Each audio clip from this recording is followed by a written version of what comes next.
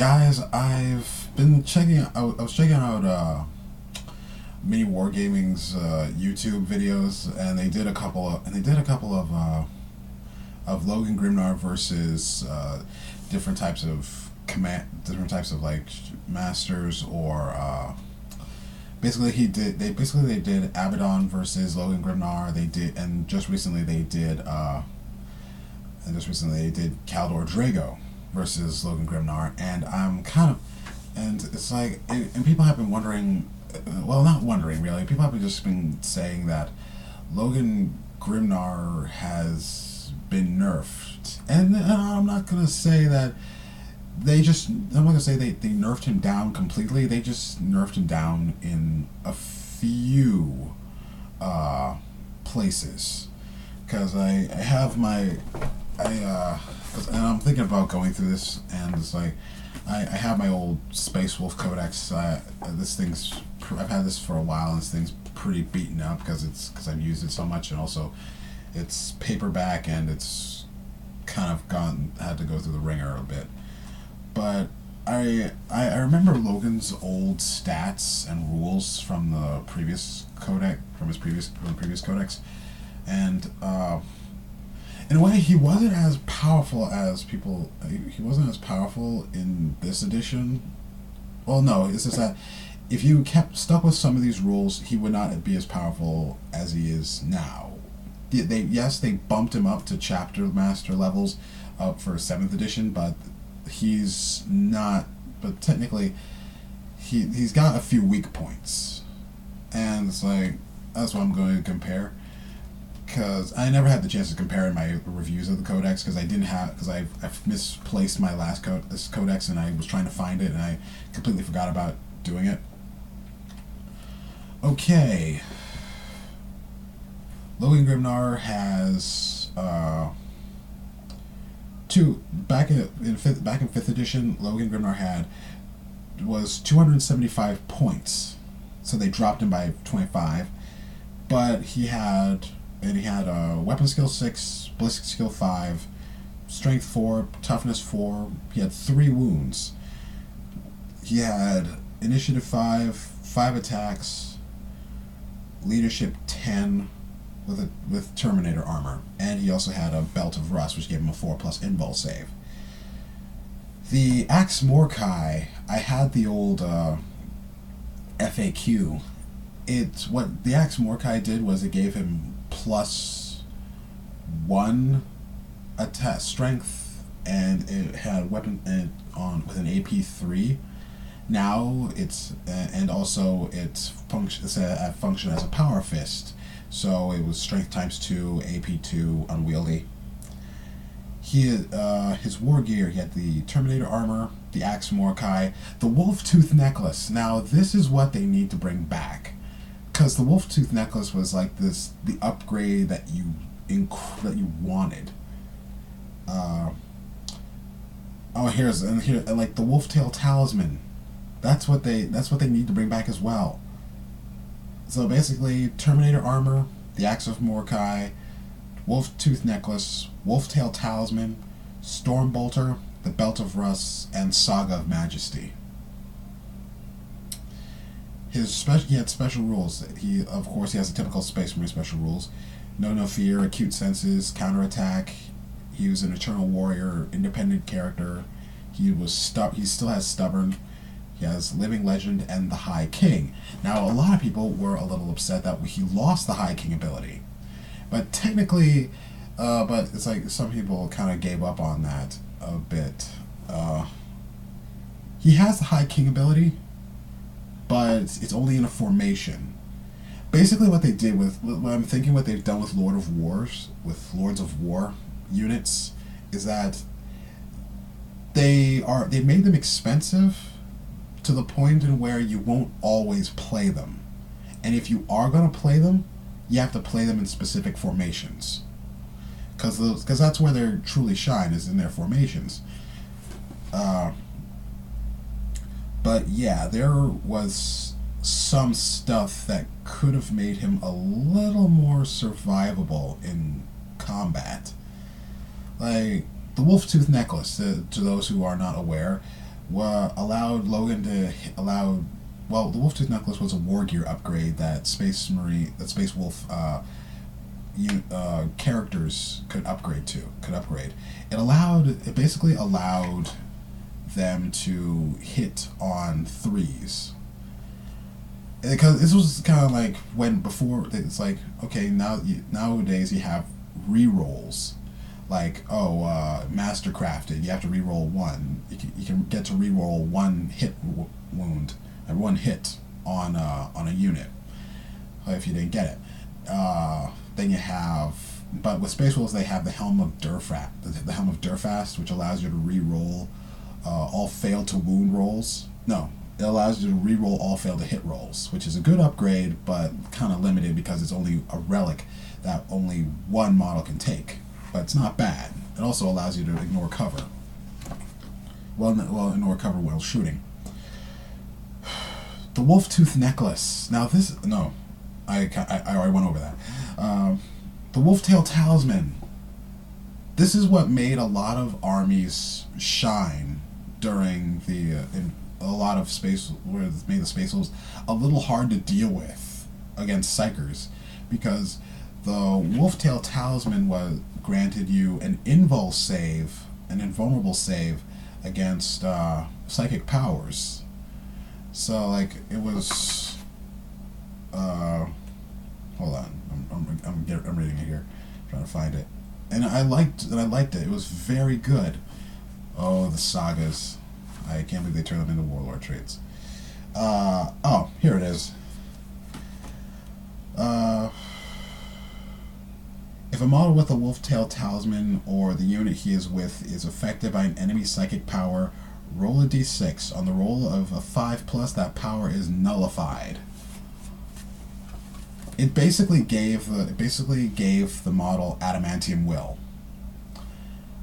I'm pretty mad, because I feel that the guys who did this codex, they didn't really look into the Space Wolves anti-psyker history, because that's where they were really annoying. Because it's like, oh, they have all these abilities that allow them to deny the witch, and it's like, oh, 5 up, so like 5s, if they're hit with a psychic power, they can deny the witch on a 5 up. Or with Space Wolf Rune Priests, which their psychic with their runic weapons allow them to deny the witch on a 4. But also getting back to Logan, I just felt, because I got off topic, but I just feel that they nerfed him in ways, because now the only difference with the stats is that he's got 4 wounds instead of 3. His war gear is now just Terminator armor, Storm, Bolter, and a Belt of Rust. He gets Saga of Majesty.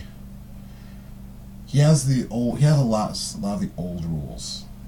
Now, except Storm Rider, but he's now 250 points, and you add Storm Rider with an additional 70. He's an expensive unit, and they expect you not to take him all the time. I think they're expecting, like I said, they're expecting you not to take him all the time. His Axe Mordecai got an upgrade, though. It got upgraded to a +2 instead of, got upgraded to +2 AP3 melee. But what I don't understand, is why they didn't make it mastercrafted. Because this is a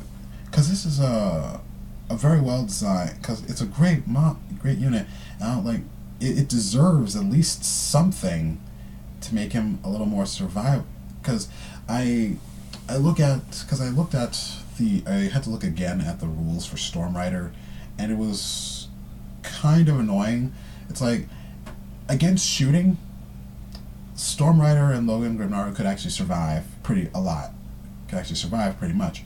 But now, but when in close combat, the opposing model, if they have a lower initiative, if they have a higher initiative, they could attack Logan.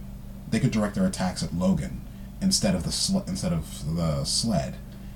hoping that, oh, we'll kill Logan, but they're thinking that the opponent is going to have to they're thinking that if you play Logan, that you're either going to go into combat, which is a must with Logan, especially with his rules, with his attacks, or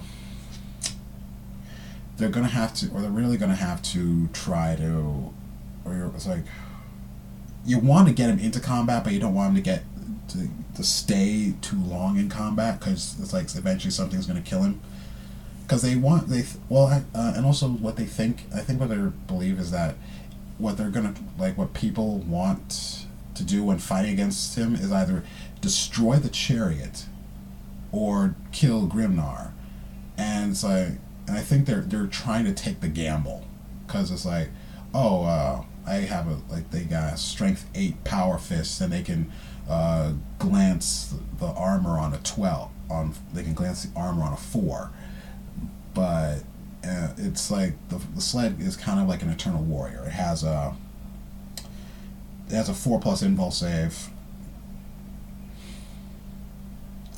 but it gives Logan like 5 attacks on the chart. It gives like Logan 4 attacks at strength 5 rending. He can get D6 Hammer of Wrath hits, but it's like, they really go. It's kind of a bit of a downer, and actually, and like I said, they confined Logan. They confined Logan's true power to formations, instead of just putting them into him in general for everything. They just give him this ability they just give him these abilities in formations and confine it to that, meaning that if you really want to get the most out of Logan Grimnar, you have to take him in formations. I just printed out the rules for, because in the book, in the supplement, for campaign supplement, Hour of the Wolf, it was the Sanctus Reach campaign. Logan got this formation called the Kingsguard formation, and it's actually pretty good. I haven't calculated the points, but it's like Grimnar's Kingsguard. You have to take Logan, Arjak, 2 units of Wolfguard or Wolfguard Terminators in any combo, and 2 Land Raiders of any type. The rules for that formation, the special rules that the formation gets, are High King, which Logan lost. So it says here, at the start of each of your turns, nominate 1 unit from this formation that is within 12 inches of Logan Grimnar. That unit gains 1 special rule from the following list until the start of your next turn: Furious Charge, Monster Hunter, Preferred Enemy, and Tank Hunter. And also they gave him the Kingsguard rule, which makes all Wolfguard and Wolfguard Terminators in the formation +1 weapon skill. And I feel that, I kind of feel that a bit annoyed.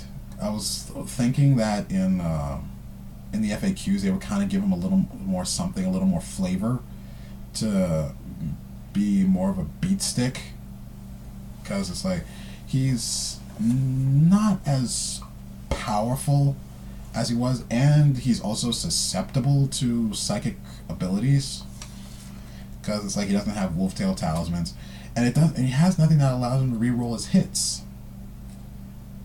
And it's like, what happened there? But it's not bad, not entirely bad. There's even the champions of, the champions of Fenris supplement, which kind of gives Logan something more, like. But basically, what it does is that they kind of gave him his command benefits in the formations in the champions of Fenris formations, like the it's basically in some of these formations that actually mention Logan Grimnar's rules. It's like,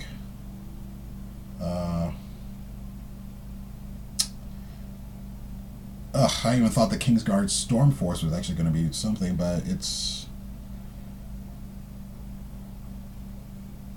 like as Logan, but it says like with Kingsguard Storm Force, Wrath of the Stormfang, as long as Logan Grimnar is alive, the controlling player can choose whether to pass or fail any reserve rolls for this formation Stormfang gunship. So they gave Logan some strategic control. Then there's Grimnar's War Council.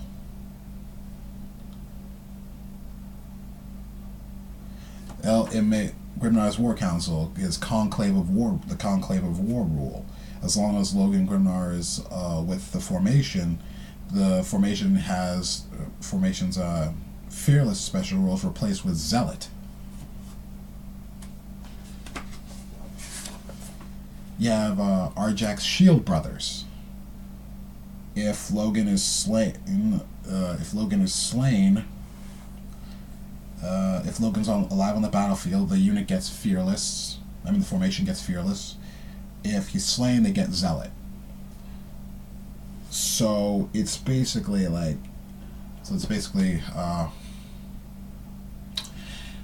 they need to give him some more stuff to make him a little more effective, and well, not effective, but to make him a little more tricky in combat to deal with, because it's like he's walked away from a lot of combats in his life, because in the fluff he's walked away from a lot of combats in his life.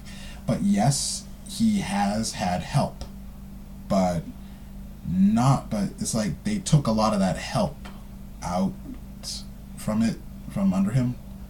So I'm just wondering what you guys think. Just leave a message in the comments so we can, and I'll get back to you if you want. But like, I kind of think it over a bit.